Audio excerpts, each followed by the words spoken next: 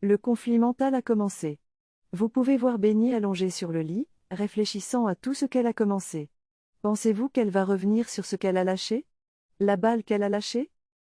Nous le découvrirons dans cet épisode 27, le mariage le plus effrayant de tous les temps. Et quand le mariage devient un cauchemar, car celui-ci est sûrement en train de le devenir lentement. Mais avant d'aller plus loin, vous savez ce que nous devons faire, c'est que vous donniez un j'aime à cette vidéo et bien sûr, que vous vous abonniez à la chaîne. Continuons. Maintenant il y a un coup à la porte.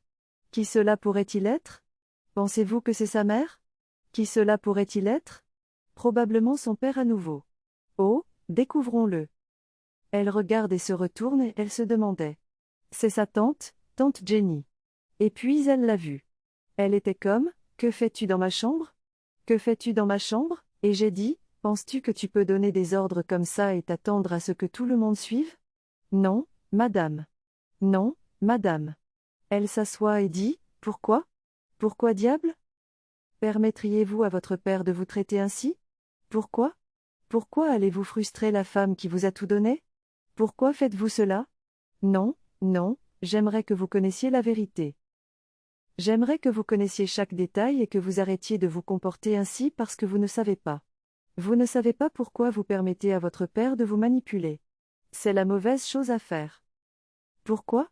Pourquoi? Elle a posé la question. Elle n'y allait pas par quatre chemins. Elle est allée droit au but parce qu'elle connaît sa Benny. Sa Benny n'est pas ce genre de personne qui parlerait comme ça. Elle la connaît et elle dira, écoute, tu dois comprendre que ta mère t'a tout donné. Ne la fais pas pleurer. Ne fais pas couler de larmes de ses yeux. Elle a sacrifié son temps.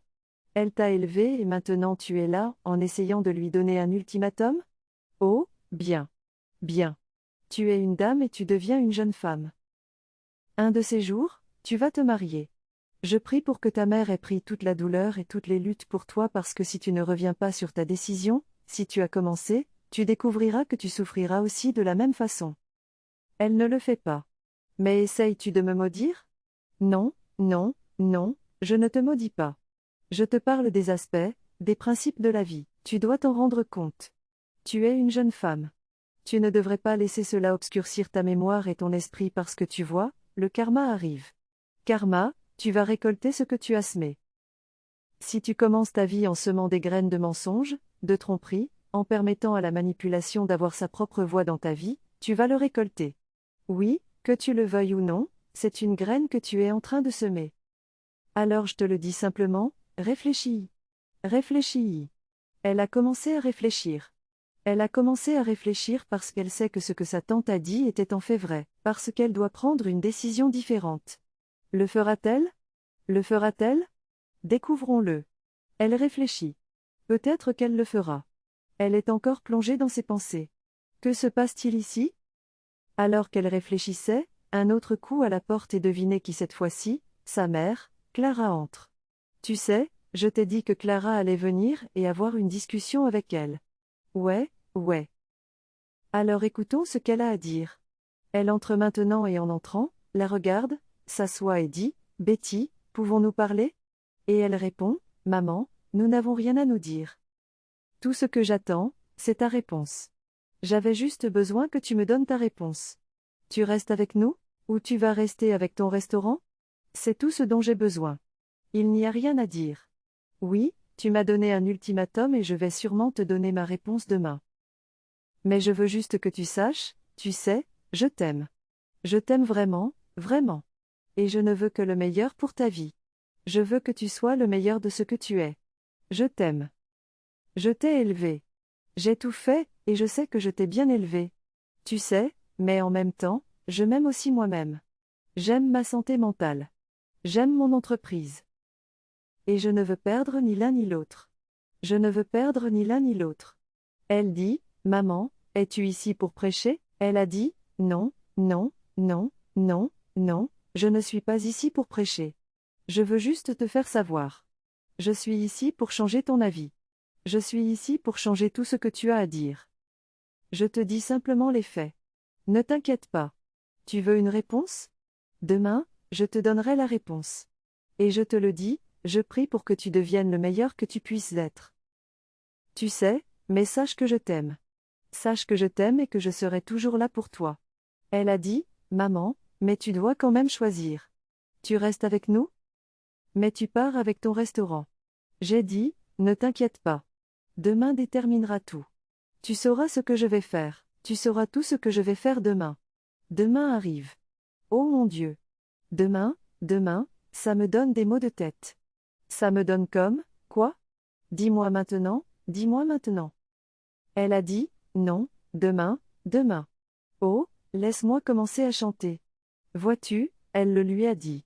J'ai dit, ok, bonne nuit. Elle part et la fille commence à réfléchir, oh mon Dieu, qu'est-ce que je fais à ma mère? Qu'est-ce que je fais à ma mère? Tu vois, quelque chose vient de me traverser l'esprit à l'instant. Elle sait que ce qu'elle fait n'est pas bien, mais elle veut juste aller jusqu'au bout. Elle veut voir ce que sa mère va faire. Je pense qu'au fond de son cœur, elle sait que sa mère ne va pas abandonner le restaurant, et elle sait que même si elle n'abandonne pas le restaurant, elle l'aime tout autant. Alors elle attend de voir ce qui va se passer. Ici, nous voyons le frère et la sœur. Ouais, le frère avait une crise de boisson, et elle le cherchait. Elle descend les escaliers et le regarde et dit, oui, je savais que je te trouverais ici. Oh, elle sait qu'il est un ivrogne. Elle sait que quand les choses deviennent incontrôlables, il vient prendre un verre et il a dit, écoute, écoute, si tu es ici pour me faire la morale sur ce qui s'est passé aujourd'hui, je n'ai pas le temps pour ça. Je ne suis pas prêt à t'écouter. Je ne veux entendre aucun sermon, mon Dieu. Je ne veux entendre aucun sermon parce que tu vois, j'ai passé une excellente journée aujourd'hui, et je ne veux pas que tu viennes la gâcher pour moi. D'accord? Pas de gâchis. Je ne veux pas gâcher cette journée pour moi. J'ai passé une excellente journée. Alors reste dans ta voie.